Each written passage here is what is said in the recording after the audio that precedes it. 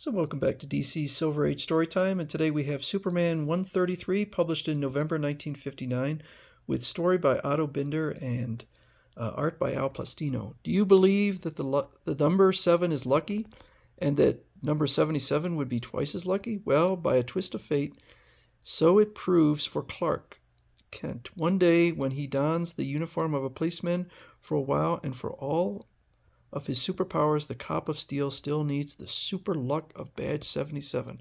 Don't worry, Chief Smith. My lucky badge will protect us from that gunman shooting in the window. If it weren't that you were wearing lucky badge 77, Officer Kent, I'd almost think you were Superman. This actually never happens in this story. So Perry White says, remember that previous assignment, Clark? Now I want you to live the life of a policeman. Police Chief Smith has agreed to let you join the force for 3 days starting tomorrow. My life as a fireman. So that's a true story. It's a previous story. I didn't enjoy the story. I mean, it's not terrible, but this one actually is better. So he meets Chief Smith. Instead of a regular badge, I'll give you one of the badges worn by an officer who retired years ago. You'll work in my office today and learn the ropes, Officer Kent. Bring out the gun in my safe, Kent. I left the door open, but the door swung shut. But, of course, since he's Superman, he can, well, for whatever reason, the combination of the safe is stored inside the safe. So he uses his X-ray vision to get inside. Let's see. It's a homemade gun of Tinker Thomas, notorious killer. It's important as evidence to convict him at the trial next week. Oops, my foot caught on the rug. I dropped the gun, and it went off. And so the gun, first of all, shatters like glass, and the bullet flies out and hits Clark Kent right in his impenetrable glasses. The crudely made gun backfired and shattered. Okay, so I guess it's crudely made. But it did shoot a bullet first, straight towards you, Kent. And you aren't wounded. So Clark Kent, thinking quickly, pushes on the badge. So, and the chief, for God knows what reason, decides to tell him that it's a lucky badge. And so Clark uses that information to give the impression that the bullet hit him in the badge. I don't think a badge would deflect a bullet like that. Now, I'm not an expert on guns. I'll admit that. But I don't think too many guns will shatter like glass when they fall to the ground. And so the chief says, how can we, now we can't use the gun as evidence to put Tinker Thomas behind bars. Gosh, Kent, can't you get your friend Superman to help us out? So Superman just shows up, and he puts the gun back together again and says, finally, the heat of my X-ray vision will fuse it solid again. I just don't think that would work, particularly since I think parts of the gun are wood.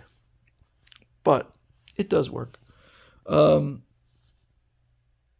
So they hear a message. Squad car 42 calling headquarters. We've cornered the bomber on the bomber, I guess is a known criminal, on the ledge of Midtown building. Come along, Kent. You'll see police in action against a cunning police enemy.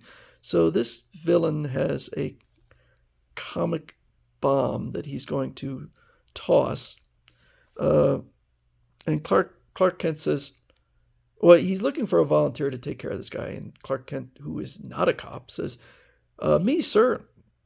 But Kent, you're not a real cop. You're just a reporter. It's dangerous. And now this, I will say this, the police chief is a much nicer fellow than the fire chief, who was a jackass. I'll trust my lucky badge 77 to keep me from harm, sir. So I guess the chief's like, all right, fine. So he goes up there and he takes the badge and throws it through the fuse of the bomb. The fuse, it's out. I'll light it again. But Clark Kent throws the cuffs on him before he can do that. Amazing, Kent, how your badge cut the fuse. You must admit lucky badge 77 saved you again. Well, no, he saved himself with a ridiculously good aim. But as he's walking away, I guess some of Tinker Thomas's associates smash him in the back with a blackjack, and he feigns that he's been knocked out. I had to pretend I was knocked out like any ordinary man would to protect my identity. So they leave him there. They're going to dump the body, and this is as Silver Age as you can possibly get, because he doesn't want to reveal his secret identity. He takes a link of the chain and... Okay. The crooks are too busy watching the tide, okay, to notice what I'm doing. I'm using super pressure to mold the link into a long, stiff wire. It extends high in the sky now to bend it so the lower end touches the badge on top of my coat. Aha! A lightning flash hit my super lightning rod. The electricity traveled down through the wires, going through my hands and striking my badge. And the melting metal started my coat on fire, and that discharged my gun underneath. The noise should bring Squad Car 20, which cruises nearby at this hour. Holy mackerel. And how lucky for him that there just happened to be an electrical storm at that moment. And now the sky looks perfectly fine. So the cops do show up, but the badge is destroyed. Oh, well. Feel shaky at your close call, Kent? Why not relax and go to the policeman's benefit show this afternoon? I will. Well, in his mind, he says, I will, but as Superman, not Patrolman Kent. So he's demonstrating his powers by riding with a couple of cops in motorcycles, and then just drives himself into the ground, leaps up, and I guess jumps on the bike again. We reissued a new coat, and here's a new badge. But be careful, Kent. You don't have the lucky badge to save you anymore. I hope no emergencies come up. This is my last day as a temporary cop. So Lois comes along and says, Clark, I came to warn you of a rumor that a gang of fur thieves are in town. So they decide to go check out the warehouse. Oh, the furs are stolen.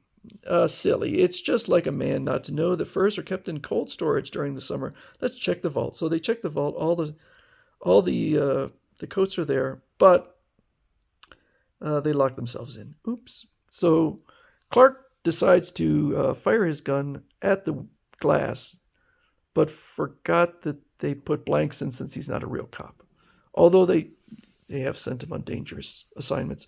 And right above the glass, it even says shatterproof glass, in case anyone's questioning it. So Lois says, Brr, we'll catch our death of cold in here if we aren't released soon or suffocate. Yeah, that actually can be lethal. I can't let Lois get seriously ill. Will I have to smash my way out, giving away my secret identity? And Lois says, Clark, this brooch with my initials was given to me by a former admirer. You can use its diamond to cut the glass. Actually, it looks like a 22, but who am I to say? My microscopic vision proves her former friend only gave her a cheap gift. That's not a genuine diamond, but a glass imitation. Well, Lois need never know. I'll pretend to use the diamond, but really cut the glass with my super hard thumbnail. Then a yell will bring someone to free us from the vault. I really like this. I like the idea that Superman is protecting her from feeling hurt as he uses his superpowers. I don't know. For some reason, I really like that. So this brooch saved you, Kent. Great guns. Look, turned upside down. Lois Lane's initials become a number. The luck of badge 77 was still with you today. I kind of saw that coming. I guess you'd call it super luck, eh, Chief? No. He's done this so many times. It's like Clark Kent is just begging to be outed as Superman. But I like this story. Much better than Superman as a fireman, or what was he, a riveter or something like that.